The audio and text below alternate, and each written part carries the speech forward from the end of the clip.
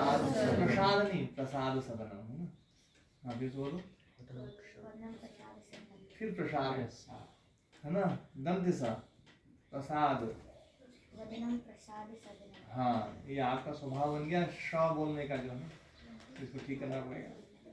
तो वदनम प्रसाद सदनम, हमारा जो है ना वाणी, वो हमारे जो है ना चेहरा मुखमंडल जो है, वो जो है, वैसे तो वदन शब्द पूरे शरीर के लिए भी आता है ना, पर जिसका चेहरा प्रसन्न होता है ना, तो वो जो है ना पूरा शरीर प्रसन्न होता है।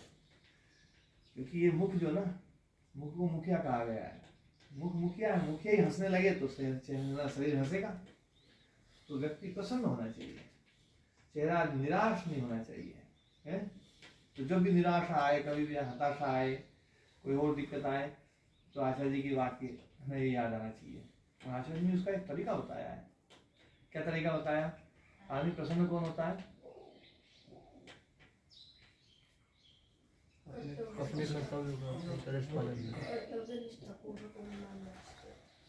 जो अपने कर्तव्य का पालन निष्ठापूर्वक ईमानदारी से करे, वो व्यक्ति प्रसन्न रह सकता है।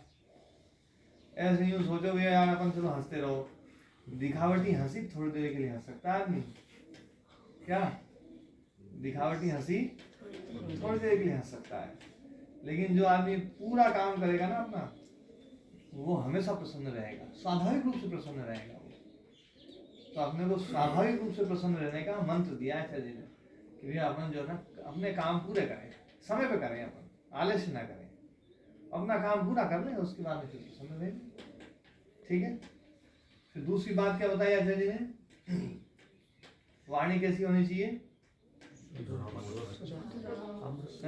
अमृत सुधा मुचो वाचः, है ना।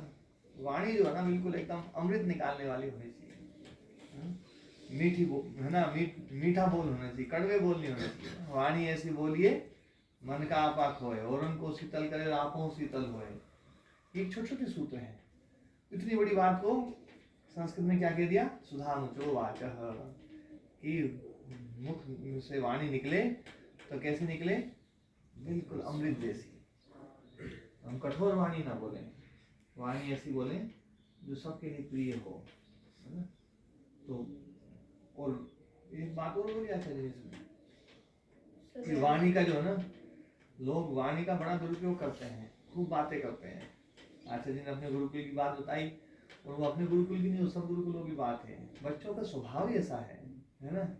ये तो आचार्य जी यहाँ आपके सामने ऐसे बैठे हुए हैं, जैसे ही पीछे जाएंगे ये भी आपके गुरुकुल जैसे ही है। दही तो सब जगह का एक जैसे ही होगा ना।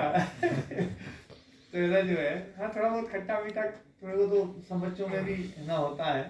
आपके में भी कई बच्चे ऐसे जो विशेष होंगे, कुछ ऐसे यहाँ पर भी ऐसे ही है। तो ये देखो, व्यर्थ की बातचीत में अपनी ऊर्जा को नहीं लगाना चाहिए। आचार्य जी का कहने का मतलब था कि वाणी से हमारी ऊर्जा खराब होती है, लोग बेकार की बातें करते हैं। हम बेकार की बातें जब करते हैं, वाणी से बेकार की बातें बोलते हैं, तो हम अपनी एनर्जी को वेस्ट कर रहे हैं, अपनी ऊर्जा को जो है खराब कर रहे हैं। अनावश्यक न बोलें, बहुत प्रेम पूर्ण बोलें, ये बात आचार्य जी ने बोली। फिर तीसरी बात क्या बोली? सदयम हृदयम, है ना, दया सहित जो हृदय है वो होना चाहिए। तो दयालुता का ना एक उदाहरण दिया। कौन से महापुरुष का उदाहरण दिया? कहाँ का उदाहरण दिया? अमृतसर का। अमृतसर के में जो है एक अध्यापक जो है, वो अपने बच्चों को मारने के लिए प्रेरित करता है। तो स्वामी जी दयालु थे, उन्होंने देखा यार बच्चों का तो कोई दोष नहीं है, दोष तो किसी और का है, और जो है वो व्यक्ति जो है ना इनको लालच दे करके मारने के लिए कह रहा है। तो बच्चों ने लड्डू के लिए किया है, लड्डू पर नहीं। तो कितना उदार हृदय था स्वामी जी का कि जो बच्चे मारने आए उनको भी लड्डू दे करके और उनकी उस आदत को ठीक करने का प्रयास किया। तो ये स्वभाव हमारे भीतर भी बचपन से होना चाहिए। हम दूसरों के प्रति दया भाव रखें, करुणा का भाव रखें, दूसरे को परेशान नहीं करें। किसी ने अपने को थोड़ा बहुत परेशान कर भी दिया है तो कोई बात नहीं, थोड़ा बहुत हो गया, कोई बात नहीं। क्योंकि बच्चों में ये होता है स्वाभाविक रूप से, जो है थोड़ा सा भी उसको परेशान किया तो अपन उसको और जोर से परेशान करें। और ये भाव जो है नहीं होना चाहिए। और चौथी बात क्या बताया आचार्य जी ने?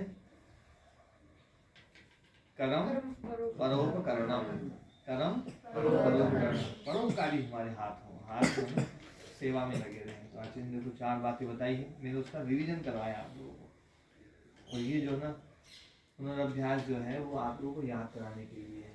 और इस बातों को याद रखना, ठीक है ना, और लिख लेना जा करके। और जो बात भूल जाओ फिर मुझसे पूछ लेना, मैं आपको बता दूंगा। लेकिन आचार्य जी अगली बार आएंगे तो फिर पूछेंगे आचार्य जी ये 4 बातें बताओगे। और आचार्य जी को कब बुलाना है?